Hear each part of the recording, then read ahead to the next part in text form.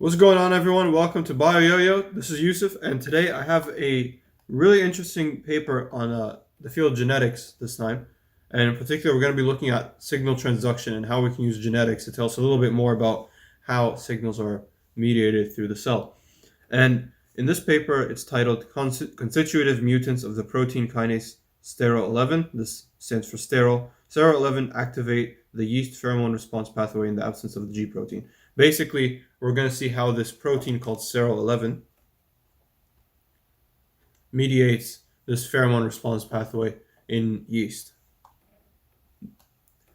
So this is going to be an analysis of the genetic pathways, kind of mediating this mating process for Saccharomyces cerevisiae. So this is our model organism. This is a very, very popular organism to study in genetics because it does have a haploid and diploid state. So these states help facilitate studying genetics a little more because most other organisms are only diploid, where that means we have two copies of the genetic code for the organism. However, with haploid, you only have one copy. So if you have even a recessive gene, so for example, if I had recessive, and let's call this one the dominant. So okay, this is a diploid cell. Only the dominant phenotype will show up. However, if we had a haploid cell with only a recessive, let's call it hap, I'll have another haploid cell with a dominant. This will show the recessive phenotype over here, and this one over here will show the dominant phenotype. So it helps us study a little more about what kind of genes are in this organism. And we can also track how different genes are selected for, passed down, whatnot. All right, so the basic thing you need to know about Saccharomyces cerevisiae here is the fact that we have two states, diploid and haploid. Now, this is a diploid cell. And the diploid cell is created by the fusion of two haploids. And this process is called mating. So the fusion of two haploids, now there's two different types of haploids. We have an A cell and an alpha cell. And when these two cells send pheromones to each other, so in this case, this A cell is going to send A factor. And this alpha cell is going to send alpha factor. And when A cell recognizes alpha factor pheromone, this leads to this formation of something called shmoo. And the shmoo is essentially like moving towards this, wherever this pheromone is coming from. And same thing with the alpha cell. When it receives A factor, it makes shmoo towards the same direction. So this leads in total to a mating process that these two combine and the nuclei fuse, and you get this diploid cell. Another thing to note, haploids can continue mitosis on their own, so can diploids. However, when a diploid decides to go through meiosis, you end up through germination, you have two A cells and two alpha cells. That's not too important. We're going to be studying this process right here. Right here. All right. So this has a lot going on, but I colored this area in orange, mostly because this is what we want to study. They're going to be studying how the signal is transduced from this top level here to the bottom level. How is this signal transduced? What actors are what actors are playing a role here, and in what order? So this is our membrane. This is the outside of our cell. This is the inside of our cell. Now we're looking at an alpha cell because A factor is coming in. So when A factor comes in and binds to this transmembrane domain area, this receptor, this leads to the activation of a G protein. If you see here, G protein, and with G protein you have three subunits. You have an alpha subunit, beta subunit, and gamma subunit. Now, beta and gamma are closely linked. They're not going to separate ever. However, the alpha subunit, when activated, the alpha subunit has a GDP. When activated, it takes up a GTP, so guanosine triphosphate, as opposed to diphosphate. So when you have this switch right here, this leads to dissociation of the alpha subunit from the beta gamma. Now, oftentimes the alpha subunit is the one playing a role in further signaling. However, this time we're going to be focusing on the beta gamma subunits and how they continue the signal. And in particular, I want to mention that this beta gamma right here, this is going to be, at least when they did genetic analysis, they noticed that when this had been mutated, they called the mutant sterol4. So the entire gene that codes for this G protein part, this beta gamma subunit, is called STE4.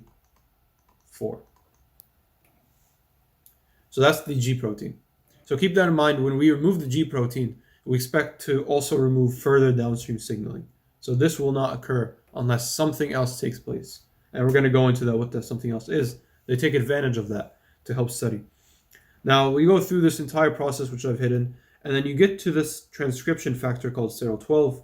Now, sterol12, this transcription factor will lead to two things. It will help promote mating. So as we said, mating, this shmoo complex, and then the haploids combine to make a diploid. We also get cell cycle arrest, and that's preventing further mitosis of the haploids. And this mating process is mediated by FUS1, this is fusion, and CAR3, I don't know what CAR stands for, but nonetheless, let's continue. So again, the sterol12 protein, this is the transcription factor that helps facilitate whatever genes need to be transcribed for mating and cell cycle arrest. Our pheromones are either alpha factor or A factor. In this case, it's A factor because we're studying alpha cells.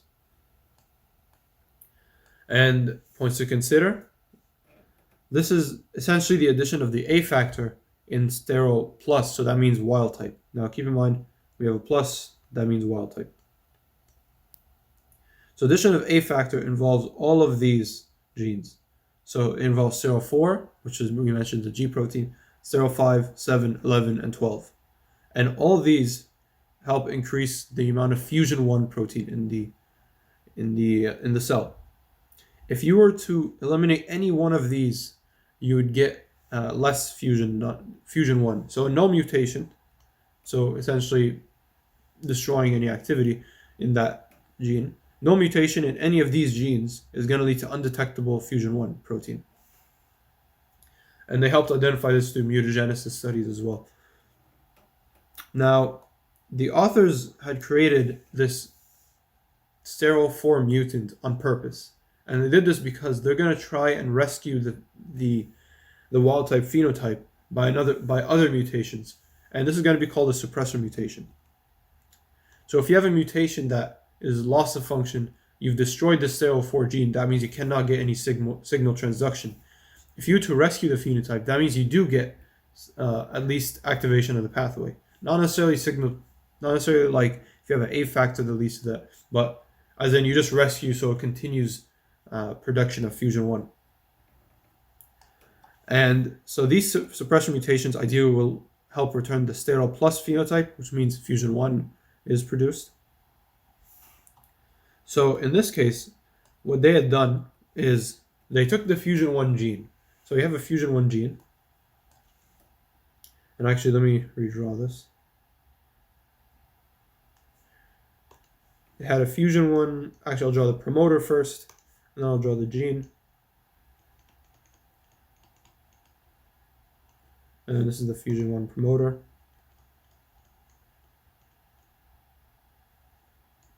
So this fusion 1 promoter helps transcribe fusion 1 gene, which leads to protein, and so on. And then once fusion 1 gene is produced, this helps continue mating. What they had done is they wanted to find a way to report the fact that we return back to sterol plus phenotype.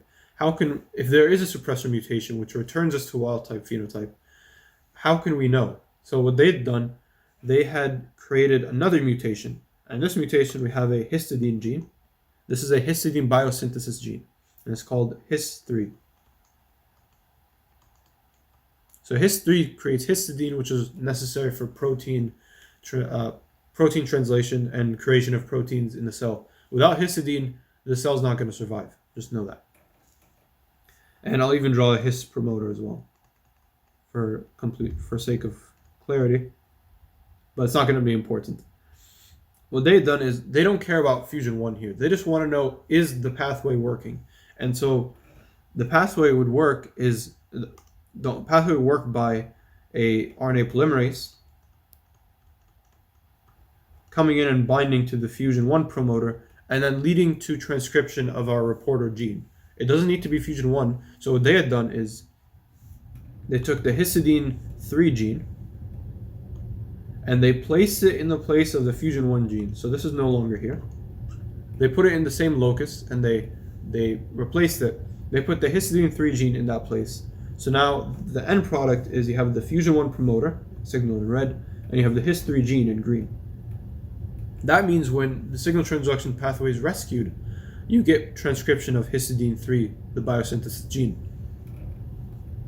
Now, how do we know that this is the only form of histidine that's being produced?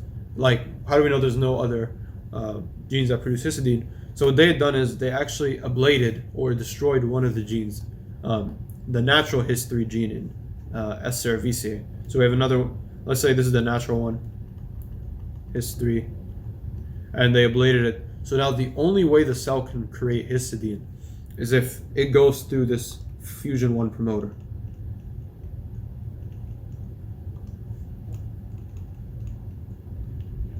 And this is going to help us because if we get rescue of our signal transduction pathway, that means we're going to produce histidine. And to study this, they put all these cells on a histidine lacking medium. So this medium has no histidine. The only way the cell will survive is if it produces its own histidine. The only way to do that is if it rescues its signal transduction pathway. So they created more mutants, and they looked for suppressor mutations. Now remember, if I had a pathway, let's call this X, Y, Z, and then let's call this 1. 1 is our final product. If I destroyed X, so for some reason X is not working, and that means Y cannot be activated, that means Z cannot be activated, then you don't get 1. So this whole pathway breaks down. But a suppressor mutation, so if the suppressor mutation was on Y will be activated even in the absence of X. So that means this will rescue the phenotype and signaling will continue to Z and then to 1. That's a suppressor mutation. So they identified these few mutations over here. And D stands for dominant, R stands for recessive. So in most of these are the dominant mutations. Our recessive mutations are strains 25 and 27. But we're not going to be looking at recessive genes. We want to look at the dominant, because those are rescuing our phenotype in all cases. Now, they also done another form of experiment where they had done AT. So AT is a competitive inhibitor for his3 protein. All right. So the his3 enzyme is competitively inhibited by AT. And even with this competitive inhibition, you still get a lot of production of histidine. So this is histidine production, 40 micromolar or millimolar, sorry. You still get this production. Over here, it's a little less. Our wild type with AT only has 1 millimolar concentration of histidine. Now compare this with the other dominant mutations. You see that the dominant mutations actually have more signaling than the sterol4. So yeah, another thing I want to reiterate is that this fusion gene, this hybrid gene complex right here, is still harboring the sterol4 mutation. So as I said before, it's as if we had this pathway right here and we destroyed X. So X is still destroyed. We're looking for the suppressors. So in this case, X is sterol4. And all of these strains have sterol4 except the wild type.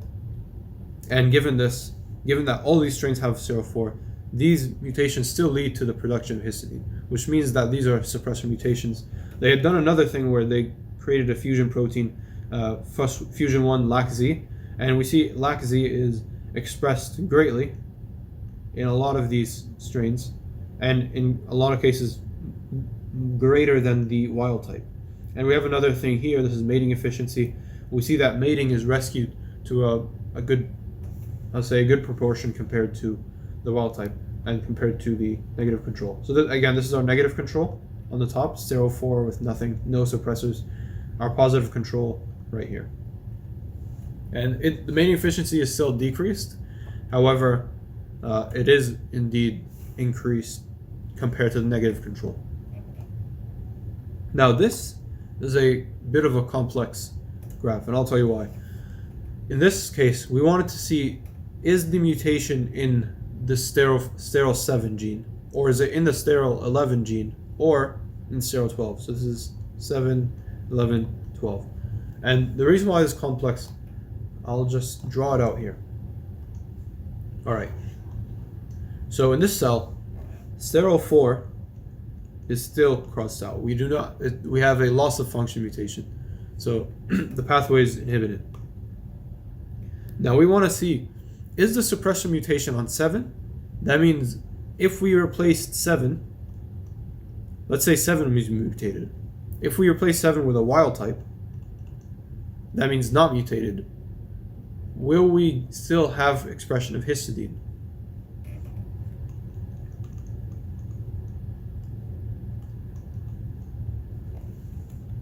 Will histidine be produced?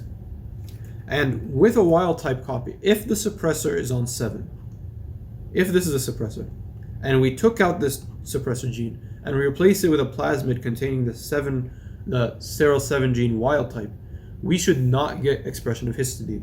So no histidine.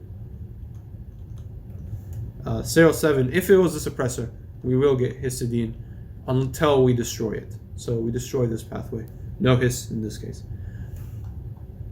Now, what the authors noted is that with sterol 7, replacement with the wild type does indeed give you the expression of histidine. Alright, so that means our suppressor is most likely not on sterol 7, because even with the wild type copy, you can continue expression of histidine. So our suppressor is not there. This is not the gene rescuing us. Sterol 11, so I'm going to cross this out. That's not our hypothesis now. Now if I have 11, and I hypothesize, okay, this is now the suppressor gene. And this is the one producing histidine. If I destroyed this, thus destroying this pathway, and I replace it with 11 wild type, I do not get histidine. No hist. And in this case, that's what they found. They found that with the dominant mutations, all the dominant mutations, if you replace with a wild type copy of 11, you do not get expression of histidine, which means the suppressor was on 11. With sterol 12, we have the same thing as sterol 7.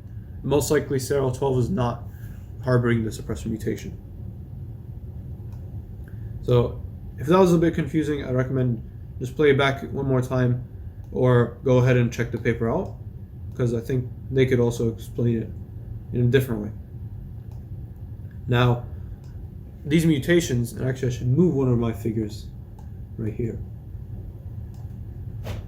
They found two different dominant suppressors in sterol 11. One of them is called sterol 11.1, so I'm just going to call 11.1 and 11.4. 11.1 and 11.4 are constitutively expressed, which means they are always active.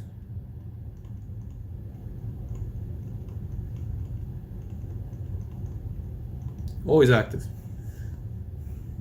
Thus, if sterol 11 and sterol, if 1 and 4 we're rescuing and they're always on, we expect that we get production of histidine. Now, what these guys have done is they wanted to test. Okay, we now know sterol 11 is sterol 11, 1 and 4 are our dominant suppressors. So they're in the pathway. And because they rescued,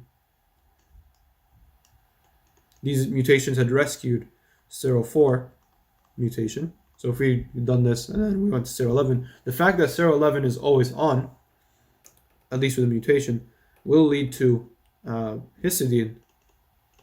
That means sterol 4 is likely before 11.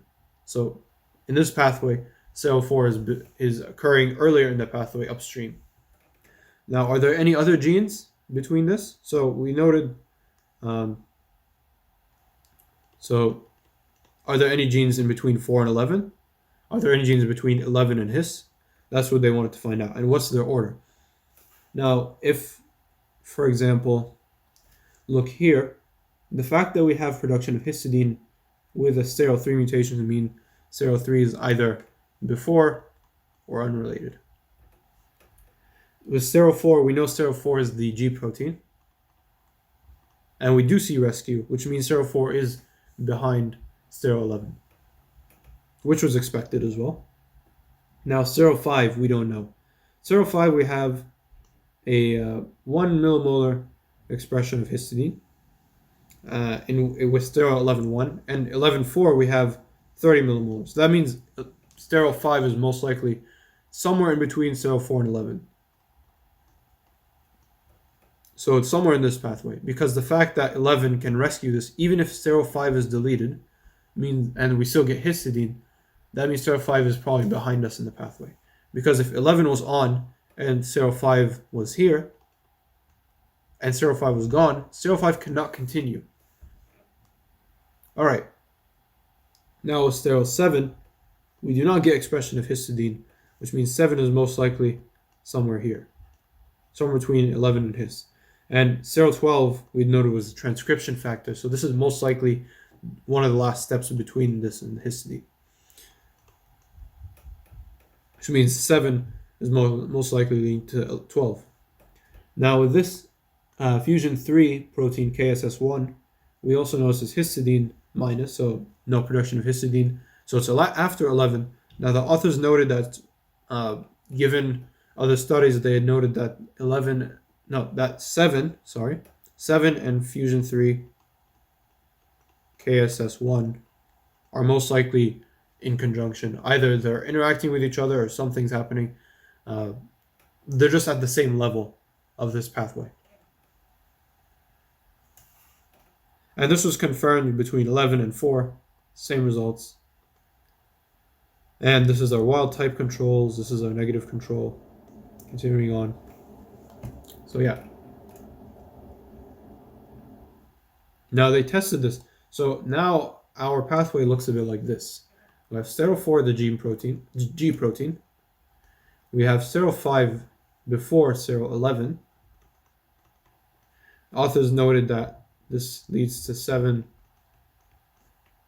fusion 3 KSS1, leading to sterol 12, and finally our goal. I'll just make a check because it could be histidine or it could be the mating transcription factors, right? All right, I'll skip that for now. But looking at this gel is looking at the phosphorylation of sterol 7. And this is kind of to confirm the fact that sterol 7 occurs after 11. Up here, we have two different lanes for 7.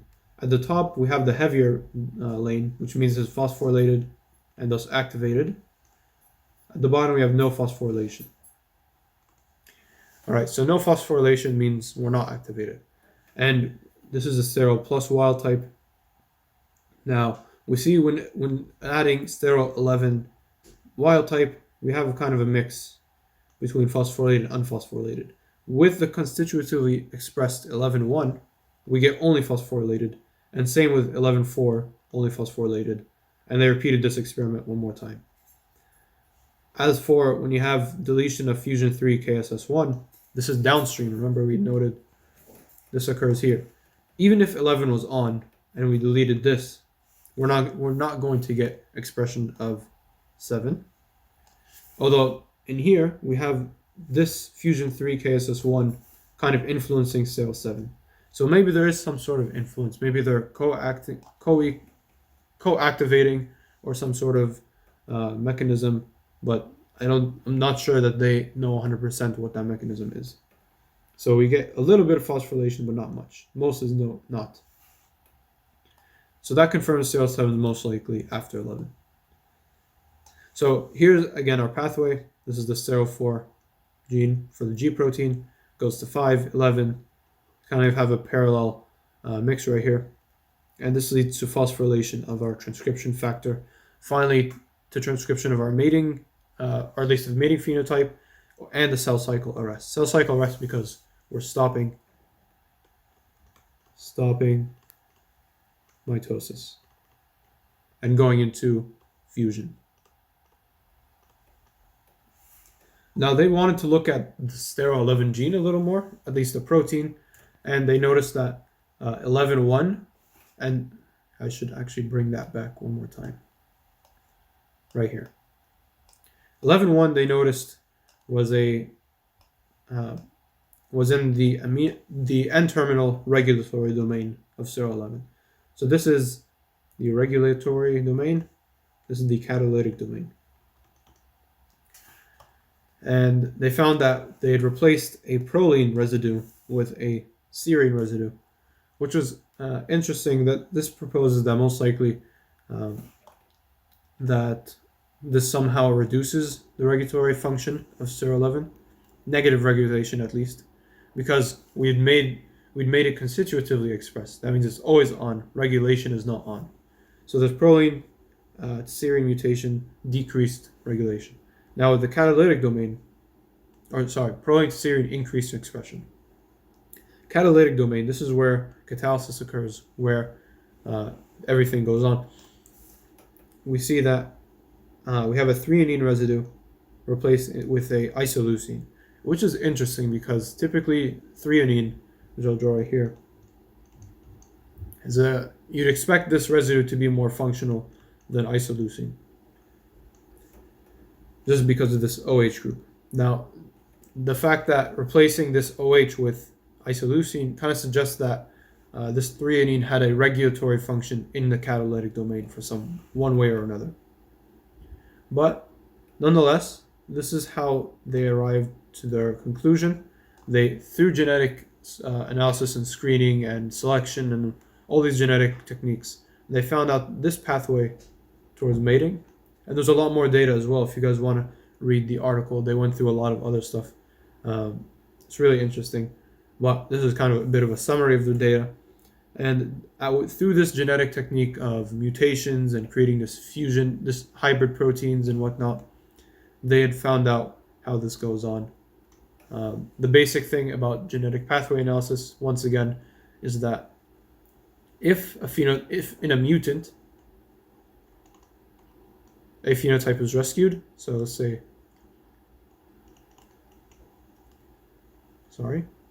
if a mutant phenotype is rescued back to wild type, that means the suppressor was after in the pathway, thus the actual protein is after the mutant protein. If a suppressor, well, it wouldn't be a suppressor, but if we mutated another gene upstream and it does not bring us back to wild type, that means this gene is before the mutant. So that's it with this paper. Please let me know if you guys have another paper you'd like me to go over in any subject, in preferably chemistry, biology, biochemistry, chemical biology, all that stuff. And I'll see you guys in the next one. Thank you guys so much for watching, and see you.